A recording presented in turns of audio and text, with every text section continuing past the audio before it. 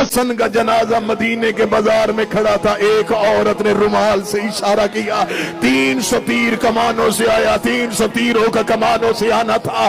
ایک جنازے کا پایا حسین کے ہاتھ میں تھا، ایک عباس کے کاندھے پہ تھا۔ عباس نے حسین کو دیکھا، حسین نے غازی کو دیکھا۔ عباس نے جنازے کا پایا حسین کے کاندھے پہ رکھا، جنازے کے سامنے ہاتھ پھیلا کے عباس کھڑے ہو گئے۔ رو کے کہتے تیر مارنے کا شوق ہو کربلا آ جانا، وہاں روکنے والا کوئی نہیں ہوگا، میرے مرے کے جنازے پہ تیر نہ 70 تیر حسن کے جنازے پہ لگے، 70 تیروں کا حسن کے جنازے پہ لگنا تھا۔ عباس حویلی زہرا کی جانب دوڑے، اور کتابیں کہتی ہیں جب عباس تیز چلتے تھے مدینے کی گلیوں میں زلزلہ آتا تھا۔ زینب دروازے پہ کھڑی تھی، مدینے کی گلیوں میں زلزلہ آیا، بی بی زینب رو کر دی کلثوم دعا کرنا، لے کے جنازہ گئے تھے، واپس عباس آ رہا ہے۔ حضرت عباس دروازے پہ آئے، عالیہ نے عباس کے سینے پہ ہاتھ رکھا، رکھ کے کہتی تم تو جنازہ لے کے گئے تھے، اکیلے واپس کیوں آ گئے؟ حضرت عباس نے سر سے امامہ اتارا، زینب کے قدموں میں پھینکا، رو کے کہنے لگا بی بی تجھے تیری ماں کی چادر کا واسطہ، مجھے میری تلوار دے، میرے جنازے پہ تیر لگے، انہوں نے میرے غریب کے جنازے پہ تیر۔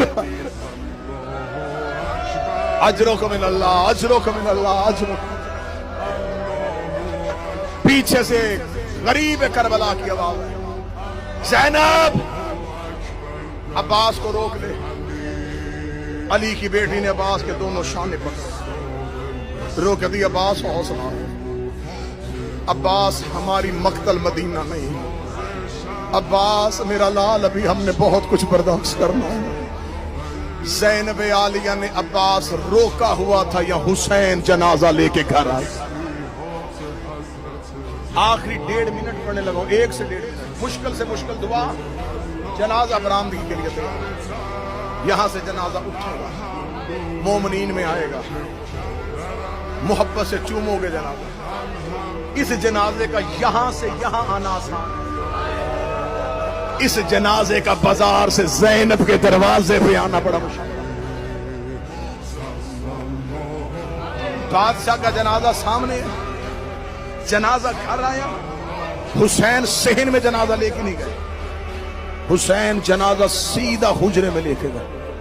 حجرے میں جا کے حسین نے جنازہ رکھا، حجرے کا دروازہ بند کیا۔ اب حسن کے جنازے پہ ایک بھائی کھڑا تھا، ایک بہن کھڑی تھی۔ مولا حسین کی آواز آئی زینب اگر جنازہ صحن میں لے کے گئے